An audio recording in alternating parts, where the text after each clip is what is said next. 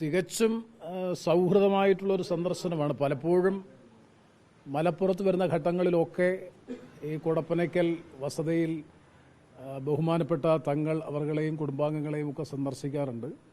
ഇപ്രാവശ്യവും തികച്ചും സൗഹൃദപരമായിട്ടുള്ളൊരു സന്ദർശനമാണ്.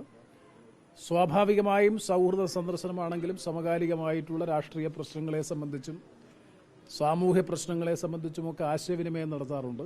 ആ നിലയിലുള്ള ആശയവിനിമയം എന്നതിനപ്പുറത്ത് രാഷ്ട്രീയമായ പ്രത്യേക പ്രാധാന്യമോ ഗൗരവതരമായിട്ടുള്ള വിഷയങ്ങളോ ഒന്നുമില്ല. സ്വാഭാവികമായും നിങ്ങൾക്കെല്ലാവർക്കും അറിയുന്നത് പോലെ കേരളത്തിൻ്റെ രാഷ്ട്രീയ സംഭവവികാസങ്ങൾ, അതിൽ തന്നെ നമുക്കറിയാം 18ാം ലോക്സഭാ തെരഞ്ഞെടുപ്പിന് ശേഷം കേരളത്തിൻ്റെ പൊളിറ്റിക്കൽ നറേറ്റീവ് CPM മാറ്റിയെടുക്കാൻ വേണ്ടിയിട്ടുള്ള ബോധപൂർവമായ പരിശ്രമം നടത്തിക്കൊണ്ടിരിക്കുകയാണ്.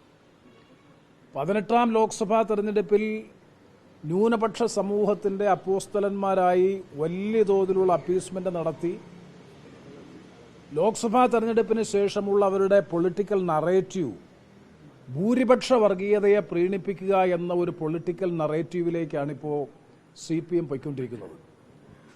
അതിൻ്റെ ഭാഗമായി തന്നെയാണ് ഉണ്ടായിക്കൊണ്ടിരിക്കുന്ന ഏറ്റവും ഒടുവിലത്തെ പൊളിറ്റിക്കൽ ഡെവലപ്മെൻറ്റ്സ് ഓരോന്നും പരിശോധിച്ചാൽ ഭൂരിപക്ഷ വർഗീയതയെ പ്രീണിപ്പിച്ചുകൊണ്ട് അധികാരത്തിൽ തുടർന്ന് അധികാരം നിലനിർത്താൻ വേണ്ടിയിട്ടുള്ള നീക്കത്തിൻ്റെ ഭാഗം തന്നെയാണ്.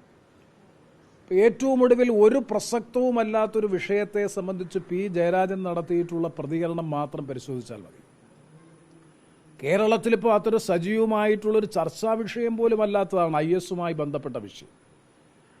അങ്ങനെയുള്ള ആക്ഷേപങ്ങൾ പോലും ഉണ്ടാകാതിരിക്കുന്ന ഒരു പ്രത്യേക കാലഘട്ടത്തിൽ P. ജയരാജനെ പോലെയുള്ള CPM-ന്റെ പൊളിറ്റിക്കൽ സ്ട്രാറ്റജിസ്റ്റ് എന്ന് വിശേഷിപ്പിക്കാൻ കഴിയുന്ന ഒരു നേതാവ് കേരളത്തിൽ നിന്ന് IS-ന്റെ റിക്രൂട്ട്മെന്റ് നടത്തിയിട്ടുണ്ട് എന്നൊരു പ്രസ്താവന ഇപ്പോൾ നടത്തിയതിൻ്റെ പശ്ചാത്തലം എന്ത് എന്ന് വിശദീകരിക്കാൻ ബാധ്യത CPM-നുണ്ട്.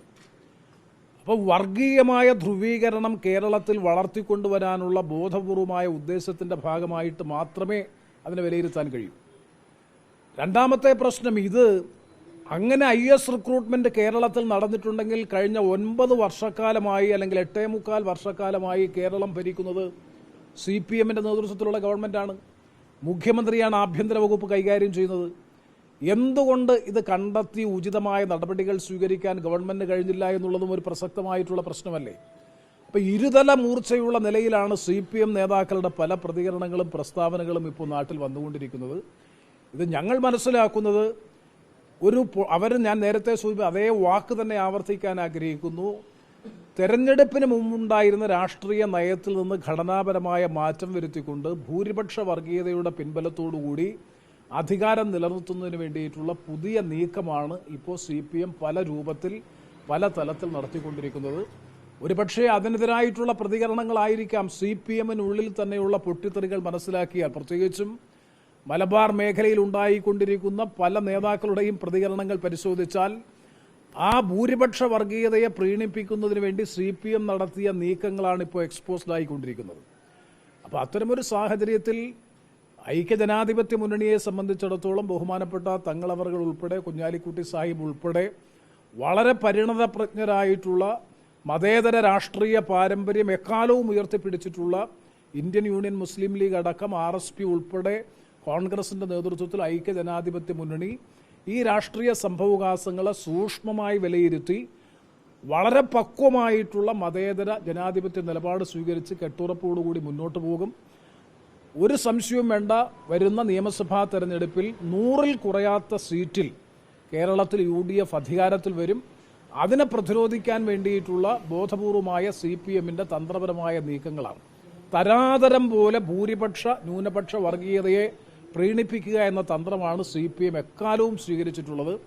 ആ തന്ത്രം അതിൻ്റെ ഭാഗമായി തന്നെ P. ജയരാജൻ്റെ സ്റ്റേറ്റ്മെൻറ്റിനെ കാണണമെന്നാണ് ഈ കാര്യത്തെ സംബന്ധിച്ച് പ്രതികരിക്കാനുള്ളത്. മറ്റ് ഞങ്ങൾ മുന്നണി സംവിധാനം കൂടുതൽ കെട്ടുറപ്പോടുകൂടിയാണ് മുന്നോട്ട് പോകുന്നത്. നിങ്ങൾക്കെല്ലാം അറിയാം, കോൺഗ്രസിൻ്റെ നേതൃത്വത്തിൽ തന്നെ മിഷൻ 2025 എന്ന പേരിൽ വളരെ ഫലപ്രദമായ നിലയിലുള്ള സംഘടനാപരമായ തെരഞ്ഞെടുപ്പിനെ, പഞ്ചായത്ത് തെരഞ്ഞെടുപ്പിനെ മുന്നിൽ കണ്ടുകൊണ്ടുള്ള പ്രവർത്തനങ്ങൾ ആരംഭിച്ചിട്ടുണ്ട്. അതിൻ്റെ ചുവട് പിടിച്ചുകൊണ്ട് തന്നെ UDF-ഉം ആ തരത്തിലുള്ള പ്രവർത്തനങ്ങളുമായി മുന്നോട്ട് പോവുകയാണ്. പഞ്ചായത്ത്, മുനിസിപ്പൽ, കോർപ്പറേഷൻ തെരഞ്ഞെടുപ്പാണ് ഞങ്ങളുടെ നെക്സ്റ്റ് അജണ്ട.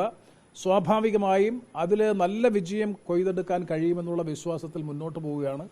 ഒരവസരവും അഭിപ്രായ അനൈക്യവും ഇന്ന് ഐക്യ ജനാധിപത്യ മുന്നണിയിൽ ഇല്ല എന്നുള്ളതാണ് ഏറ്റവും വലിയ പ്രത്യേകതയായി ചൂണ്ടിക്കാണിക്കാൻ.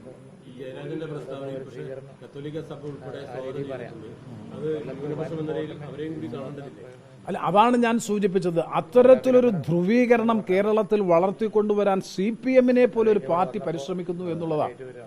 കേരളം ഭരിക്കുന്നത് CPM ആണ്.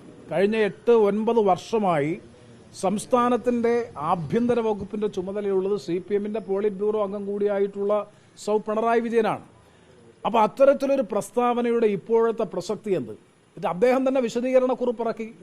ഞാൻ പറഞ്ഞത് ഇപ്പോഴുള്ള സംഭവമല്ല, വളരെ മുമ്പ് നടന്നിട്ടുള്ള സംഭവമാണ്. എന്നാൽ പിന്നെ എന്തിനാണ് ഇപ്പോൾ ആ പ്രസ്താവനയുടെ പ്രസക്തി? അതാണ് ഞങ്ങൾ ചോദ്യം ചെയ്യുന്നത്. അങ്ങനെ ഉണ്ടെങ്കിൽ എന്ത് നടപടിയായിരുന്നു സംസ്ഥാന ഗവൺമെന്റ് സ്വീകരിച്ചത്? അപ്പോൾ ഈ ഗവൺമെന്റിന്റെ ടോട്ടൽ ഫെയിലൂർ അല്ലേ, ആഭ്യന്തര വകുപ്പിന്റെ ഏറ്റവും വലിയ പരാജയമല്ലേ IS റിക്രൂട്ട്മെന്റ് കേരളത്തിൽ നടന്നു? അത് കേരളത്തിലെ ഇന്റലിജൻസിനും കേന്ദ്ര ഗവൺമെന്റിന്റെ സംവിധാനങ്ങൾക്കും ഒന്നും ബോധ്യപ്പെടാൻ കഴിഞ്ഞില്ല എന്ന് പറഞ്ഞാൽ സംസ്ഥാനത്തിന്റെ ആഭ്യന്തര വകുപ്പിന്റെ കൂടി പരാജയമല്ലേ? അപ്പോൾ P. ജയരാജൻ അത് പ്രസ്താവന ഇപ്പോൾ ഇറക്കിയതിന്റെ പ്രധാനപ്പെട്ട കാരണം ഒരു പുതിയ രാഷ്ട്രീയ നറേറ്റീവിലേക്ക് അല്ലെങ്കിൽ ഒരു പുതിയ രാഷ്ട്രീയ പശ്ചാത്തലം രൂപപ്പെടുത്തുക എന്ന ദുരുദ്ദേശത്തോടു കൂടി തന്നെയാണ് ആ പ്രസ്താവന ഇറക്കിയത്.